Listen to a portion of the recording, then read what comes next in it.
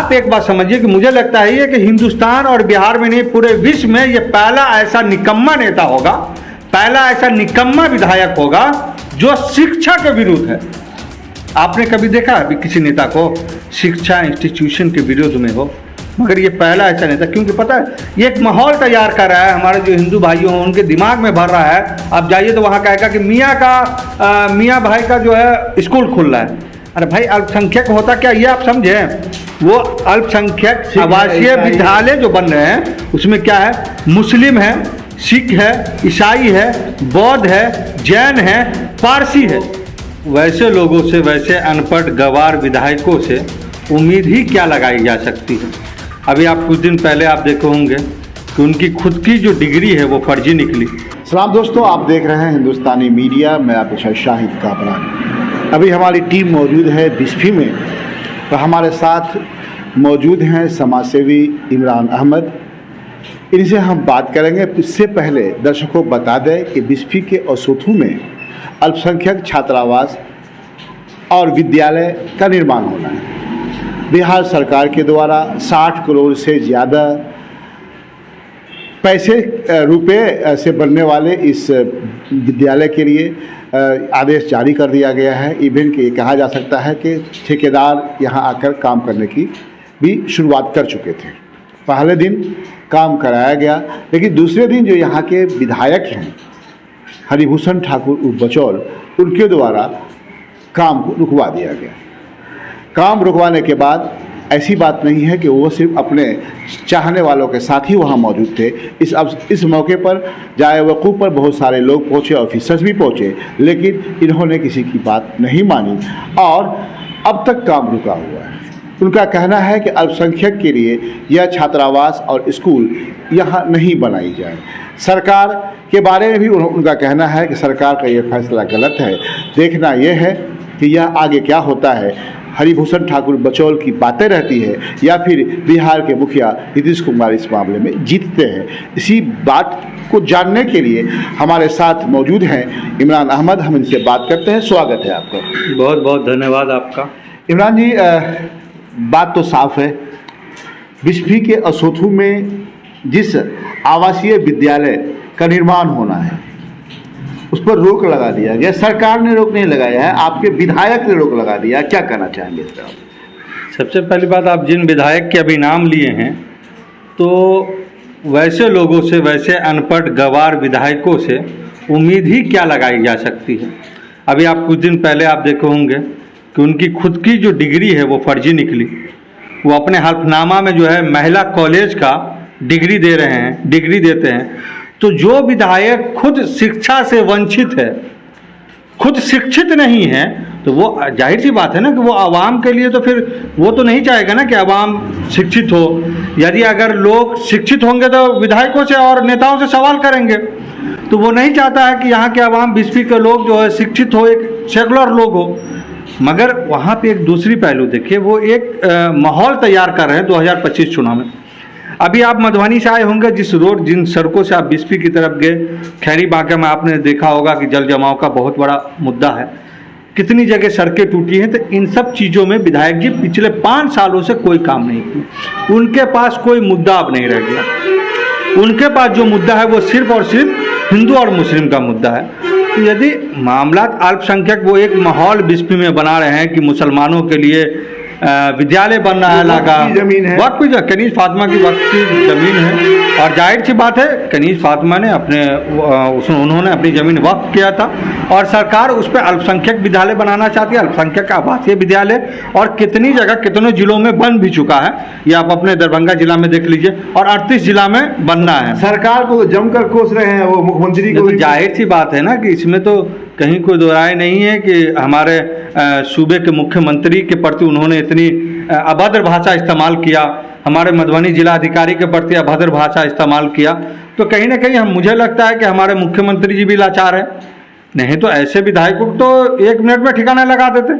और ये जिन पार्टियों से विधायक बन के आते तो उनको सुझाव, हमारे माननीय प्रधानमंत्री जी कहे होंगे, उनका शायद आपने स्पीच सुना होगा कि उन्होंने कहे थे 2019 के इलेक्शन में कि भाइयों बहनों मित्रों, मैं चाहता हूँ कि मेरे मुस्लिम भाई बहनें एक हाथ में कंप्यूटर ले, एक हाथ में कुरान ले, इनकी शिक्षा उनको होनी चाहिए।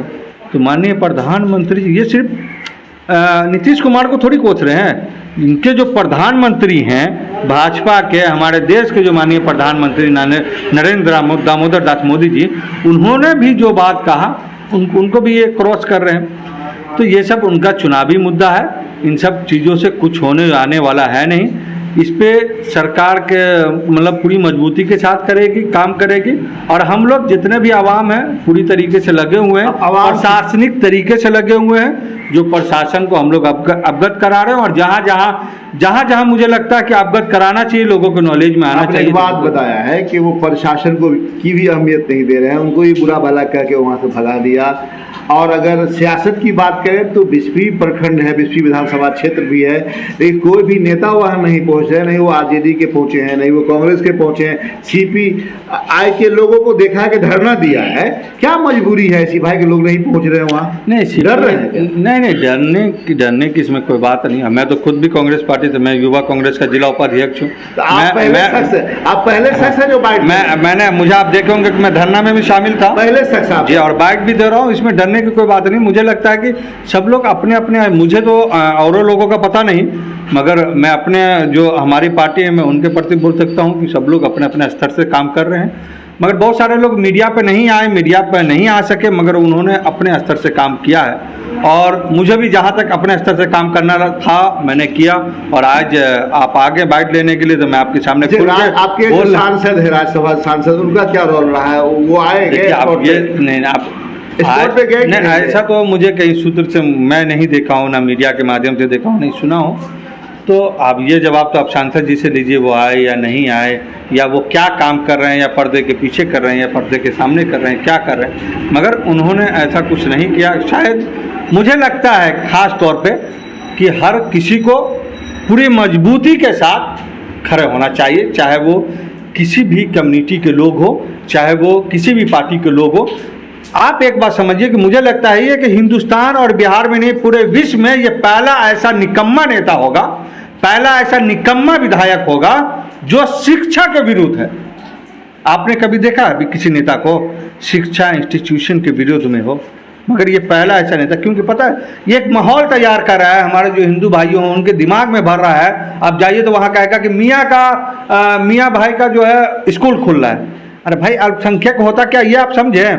वो अल्पसंख्यक आवासीय विद्यालय जो बन रहे हैं उसमें क्या है, मुस्लिम है, सिख है, ईसाई है, बौद्ध है, जैन है, पारसी है, 6 धर्मों का वो अल्पसंख्यक आवासीय विद्यालय बन रहा है। मगर यहाँ के विधायक जो है वो हिंदू भाइयों को गुमराह कर रहे, क्योंकि उनकी राजनीति हिंदू मुस्लिम पे, वो गुमराह कर रहे हैं कि मियाँ का बन रहा है, मियाँ का बन रहा है, मियाँ का बन रहा है। तो ये नफरत बोने का काम कर रहे हैं। मगर इस बार 2025 में बीजेपी की जनता पूरा सबक सिखाएगी। इनके पास कोई मुद्दा नहीं रह गया, कोई विकास नहीं किए, कोई विकास का काम नहीं किए, रोड पे काम नहीं किए, सड़क पे काम नहीं किए, बिजली पे काम नहीं किए, शिक्षा पे काम नहीं किए, स्वास्थ्य पे काम नहीं किए। ये सिर्फ और सिर्फ लड़वाने का काम किया, हिंदू मुस्लिम करवाने का काम किया, ये नफरत बोने का, ये नफरत का बीज बोने का काम किया।